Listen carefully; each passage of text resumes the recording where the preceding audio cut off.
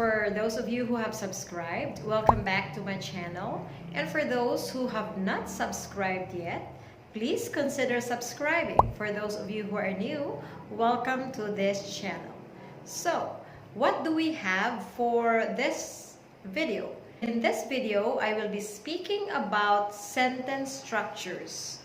So, sentence structures are important, particularly if you are taking English proficiency tests like IELTS, OET, PTE, TOEFL, and entrance exams, which require essays.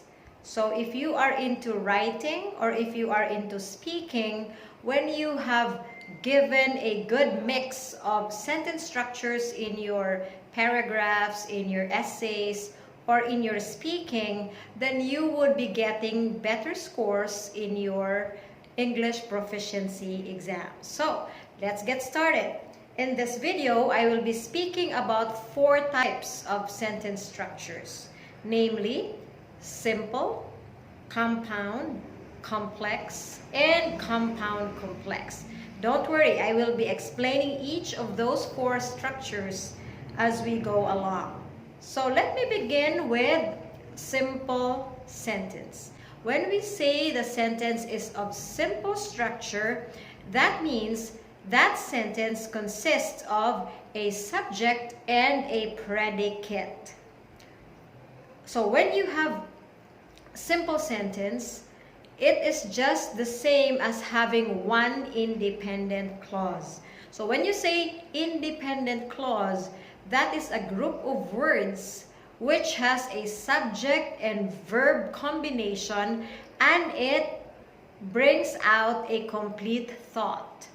So, for example, when you say, the patient needs medical attention, the patient there is your subject. It is being talked about in the sentence, and your predicate is needs medical attention. Notice that your predicate begins with a verb. So in a simple sentence, there is a subject and predicate combination, and the whole thing expresses a complete thought. So simple sentence and independent clause, they are synonymous. Okay? Moving on. Let's go to compound sentence. So what is a compound sentence? A compound sentence consists of 2 independent clauses. So when we say 2 independent clauses, there is something that connects these 2 independent clauses, and that connector is what we call coordinating conjunction. So how do we understand compound sentence? We understand it as a sentence with 2 independent clauses in it, and those independent clauses are joined by a connector we call coordinating conjunction. So in this example, the patient needs medical attention, so the carer takes her to the hospital. So we have 2 independent clauses here. The first independent clause is the patient needs medical attention, and the second independent clause is the carer takes her to the hospital. Both independent clauses are joined by so. This so is our coordinating conjunction. Okay? Now you may ask, are there other coordinating conjunctions that we can use when we are making compound sentences? Yes, we can have the fanboys. If you're familiar with the fanboys. Fanboys stands for and, nor, but, or, yet, so. Fanboys in short. So these are coordinating conjunctions which we can use when we are making compound sentences. So when we construct, let me go back to the example. When we construct compound sentences, our first independent clause, remember I said when we are making or constructing compound sentences, we are having 2 independent clauses. So as you write the first independent clause, you put a comma after it before writing the coordinating conjunction. So in this example, the patient needs medical attention, comma, so, which is our coordinating conjunction, will be written before the second independent clause. And your second independent clause is the carer takes her to the hospital. So here connects the two independent clauses, and both independent clauses now would amount to a compound sentence. Okay? So that's how it is. That's a compound sentence. Another way in which we can construct compound sentences is to use conjunctive adverbs. What are conjunctive adverbs? Examples of conjunctive adverbs are moreover, however, otherwise, and therefore. So using these words, you can construct compound sentences because you will be connecting two independent clauses. Let's take a look at this example. The patient is recuperating, semicolon, moreover, comma, his vital signs are stable. So, in that example again, the patient is recuperating, semicolon, moreover, his vital signs are stable. Your conjunctive adverb in this example is moreover. Notice that you have a semicolon before the conjunctive adverb moreover and a comma after your conjunctive adverb. So that is how it looks like when your conjunctive adverb is introducing your second independent clause. Now, since it is a conjunctive adverb, sometimes it is called a floating adverb. Why do we say it's a floating adverb? It's a floating adverb because it can be placed at the beginning, in the middle, and at the end of a clause. So if it is used to connect the first and the second independent clauses, then as it connects the first to the second, it can come at the beginning of the second clause, in the middle of the second clause, or at the end of the second. Let's take a look at this. In this example, the patient is recuperating, semicolon, moreover, comma, his vital signs are stable. Our conjunctive adverb moreover is found at the beginning of the second independent clause. Let's take a look at the second example. The patient is recuperating, semicolon, his vital signs are moreover, comma, stable. This time, you have moreover as your conjunctive adverb found in the middle of your second independent clause. Okay? And the next example, the patient is recuperating, semicolon, his vital signs are stable, comma, moreover. Notice that our moreover, which is a conjunctive adverb, is found at the end of your second independent clause. So if you have conjunctive adverbs connecting your two independent clauses, that conjunctive adverb can be found either at the beginning of the second independent clause, in the middle of the second independent clause, or at the end of the second independent clause. So that's how you will use conjunctive adverbs in making compound sentences. There is another one or another way in which you can construct compound sentence, and that is by using semicolon. So you're not using conjunctive adverbs, you're not using coordinating conjunctions, but simply using semicolon. So take a look at this example. The patient benefits from his physiotherapy, semicolon, he is beginning to ambulate. Now in this example, you have two independent clauses, namely, the patient benefits from his physiotherapy and he is beginning to ambulate. So two independent clauses. Notice that our connector here is only a semicolon. So that's the third way in which you can construct compound sentences, or in which you can combine two independent clauses, because remember, a compound sentence has two independent clauses. So you can have semicolon instead of having coordinating conjunctions or conjunctive adverbs. So guys, three ways in which you can make compound sentences or compound structure. One way is by using coordinating conjunction, the fanboys. Second way is by using conjunctive adverbs. And the third way is by using semicolon. Okay, so remember that. That's how you will make compound sentences. So we now come to the discussion on complex sentences. So what is a complex sentence? Does that mean that if your sentence is complex, your sentence is lengthy? Well, in sentence structures, it does not mean that because your sentence is lengthy, it is complex. It can be lengthy, but the measure upon which we decide or we say a sentence is complex is with the presence of a dependent clause. What is this dependent clause? A dependent clause is a group of words which has a subject and verb combination, and yet it does not give a complete meaning.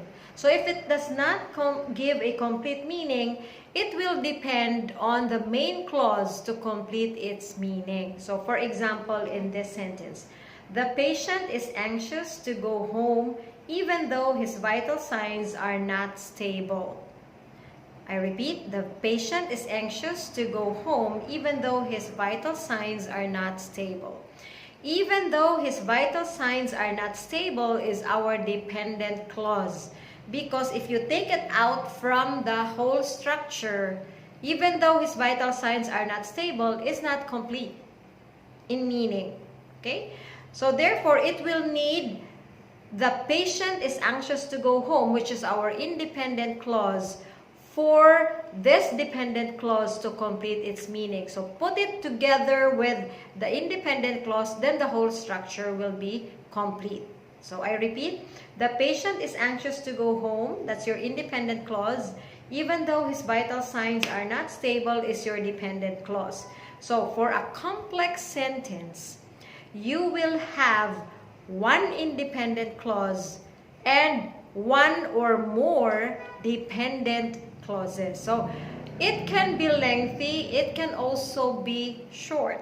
It can be lengthy if you have more dependent clauses, but you should only have one independent clause and one or more dependent clauses. Okay, so that's a complex sentence or complex structure.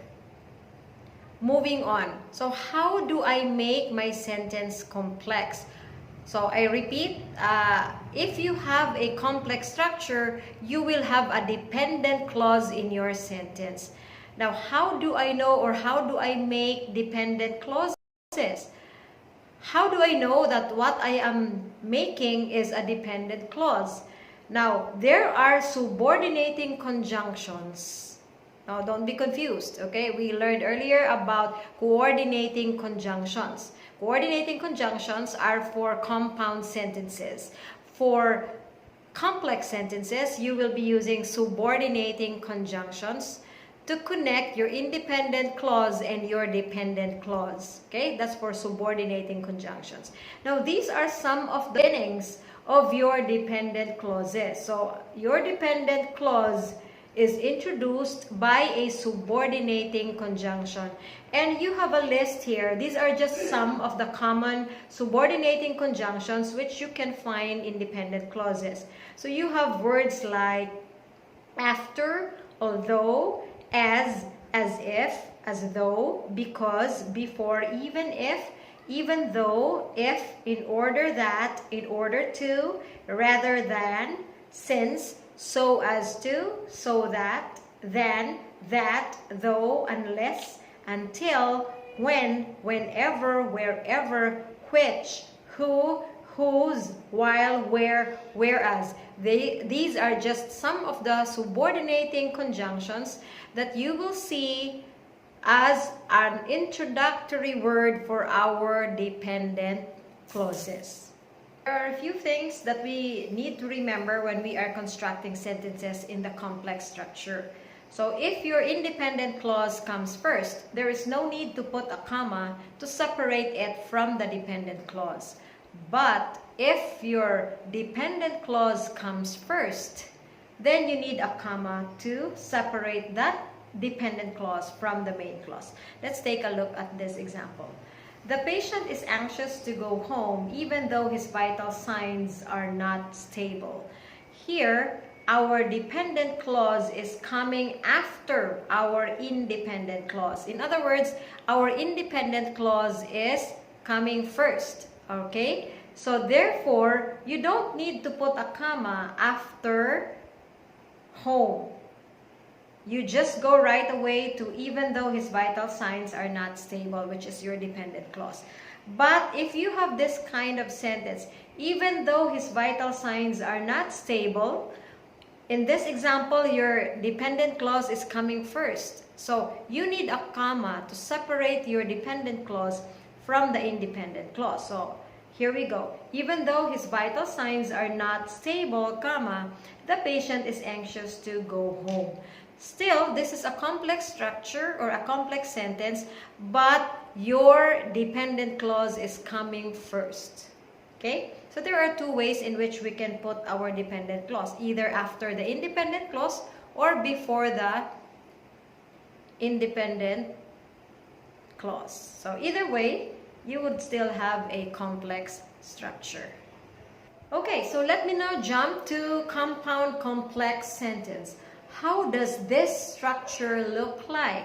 So from the word compound complex, we have an understanding that this structure is basically a compound sentence, and because it is complex, so there is a dependent clause going along with the compound structure. So I guess you will better understand that if I show you this example. The patient is anxious to go home even though his vital signs are not stable, but he submits to doctor's orders.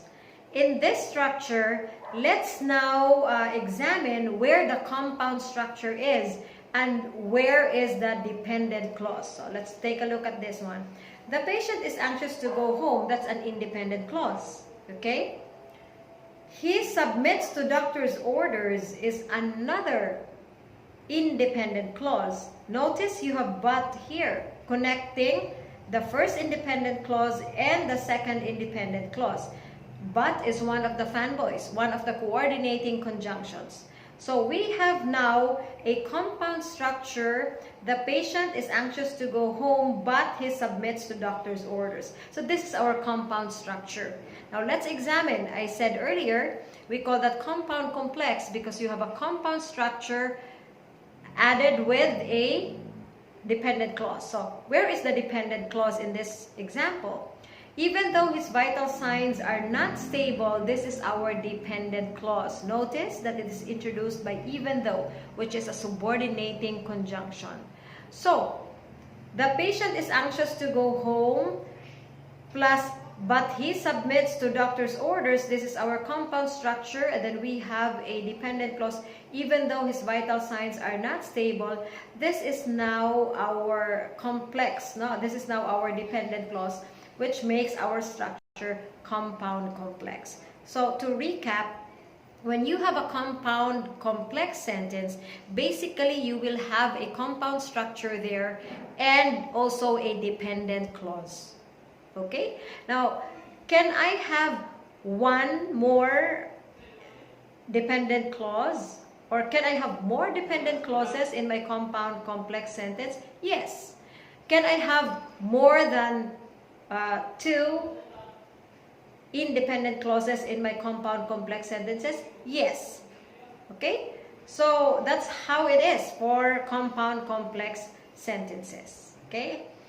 So to summarize, this is how our sentence structures look like. So take a look at this chart. So when you have simple sentence, you will only have one independent clause and you do not have a dependent clause. That's simple. Okay? And I mentioned earlier that it doesn't have to be short. No? You can have a longer sentence, but it would still be simple. Because if you have more phrases, chances are your sentence will be long. But since you don't have a dependent clause there, so that would remain simple. Okay? So take note, simple will have one independent clause and no dependent clause. For compound sentences, you will have two or more independent clauses. Two or more, okay? Two or more independent clauses, but you will not see any dependent clause for compound. For complex, you will have one independent clause and only one, okay? One independent clause and one or more dependent clauses. That's for complex, okay? For compound complex sentence, you will have two or more independent clauses and you can have one or more dependent clauses. Okay? So that's for our sentence structures. Okay, now this time, let's have an exercise. So you tell me whether the sentence is simple, compound, complex, or compound complex. So recall what I have taught you or what I have discussed earlier in answering this exercise. Okay, here we go. Item 1. The doctor prescribed metformin. Is it simple, compound, complex, or compound complex? Right, it is a simple sentence. Next, after the doctor had ordered the discharge, he discovered that the patient had bruises. Simple, compound, complex, or compound complex? The answer is complex. Okay, moving on. The patient is anxious to go home, so he told the doctor about it. Simple, compound, complex? The answer is compound. All right. Next, the discharge plan was explained by the nurse to the patient's carer. What kind of sentence is this? Yes, it's simple. Right. Okay, next item. The discharge plan was explained by the nurse to the patient's carer, for she is the only one left with the patient. Simple, compound, complex, or compound complex? The answer is yes, compound sentence. Okay, next. Since the patient cannot ambulate, there is a need for a carer to assist her in going to the toilet. Simple, compound, complex, or compound complex? The answer is yes, complex. All right. Next up. After you take metformin, do some simple exercises. Is it simple, compound, complex, or compound complex? The answer is complex. Yes. Next item. After taking metformin, you may do some simple exercises. Is it simple, compound, complex, or compound complex? The answer is simple. Okay, simple. Okay, next. There are no more hospital beds available during this time. What kind of sentence is this? Yes, it's simple. Simple sentence. Okay, finally, we have COVID-19 is widely regarded as the fastest spreading virus. And as it is, which threatens the lives of many, the world needs to implement preventive measures. So what kind of sentence is this? Is this simple, compound, complex, or compound complex? Take a closer look at this item. What's your guess? Yes, you're right. It's a compound complex sentence. So look at this, a compound complex sentence. Here you would really see that it's lengthy as a sentence.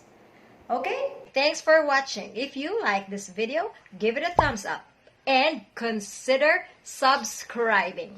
Yes, don't forget to hit that tiny bell so you will be notified of my next video. See you in my next video, guys. Bye!